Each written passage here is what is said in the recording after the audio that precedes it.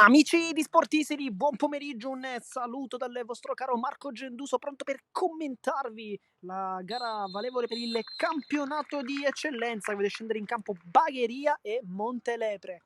Di Lo Piccolo che si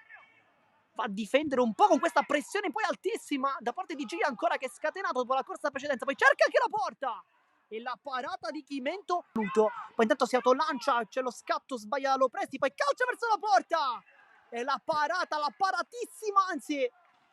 di Cannizzaro Dorti di Lopresti, che cerca forse un appoggio sulla destra, poi rientra Gio, traversone con il mancino, lo tocca forse Ordonez, poi la traversa, ma c'è una posizione di fuorigioco, fuori dal campo però, insomma.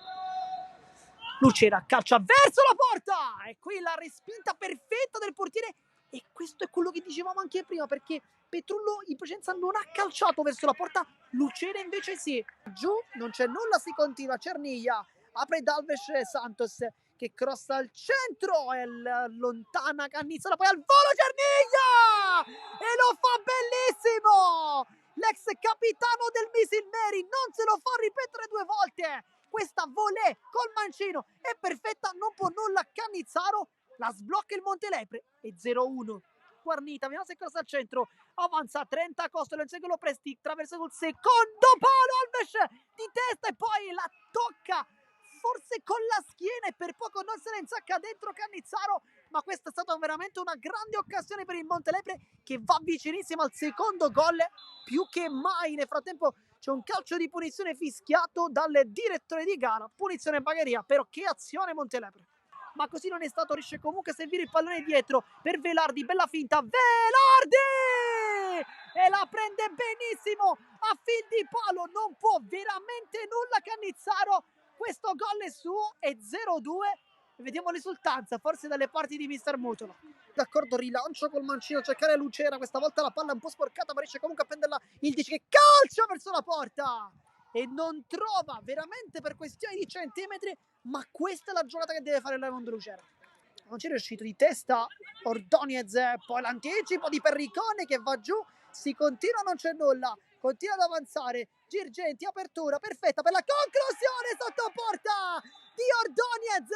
che continua a segnare e fa il gol che riapre la partita, l'ha messa sotto la traversa, l'ha riaperta il Bagheria ed è 1-2 adesso. Tosero, bella palla qui con l'esterno, perfetta per l'aggancio di petto, poi Velardi, ancora Velardi che non trova la porta. Calisi, palla lunga, cercare Florio che ormai sta praticamente facendo l'attaccante, lui che è un difensore, bella palla però Ordonez in testa, Chimento e poi la rovesciata, la palla è rimasta lì e il gol da parte di Girgenti che la porta in porta e fa il gol del 2-2, l'ha ribaltata adesso il Bagheria che sotto di due reti con Girgenti, rovesciata sotto porta, fa 2-2. La mette giù Lucera, vediamo se punta, lo sprint ancora e la forza, Lucera ne salta uno, vediamo un secondo con Perricone, calcia verso la porta e non trova ancora la gioia del gol, però lo possiamo dire, Lucera lo meriterebbe probabilmente, questa è la terza occasione importante per Raimondo Lucera che quando si accende fa veramente tanta paura. Cross al centro, lontano di testa, palla che rimane lì, Girgenti! E per poco non ne fa un altro Girgenti, questa volta sarebbe stato veramente a livello del gol di Cerniglia. E poi con questa azione arriva anche il triplice fischio, finisce il match, finisce con il risultato di 2-2 la sfida tra Bagheria e Montelepre, una gara bellissima con ben 4 gol, tanto equilibrio da recriminare sia da un lato che dall'altro, forse per un migliore primo tempo da parte del Montelepre, un secondo invece più a stampo di casa, ma il risultato comunque è questo di 2-2.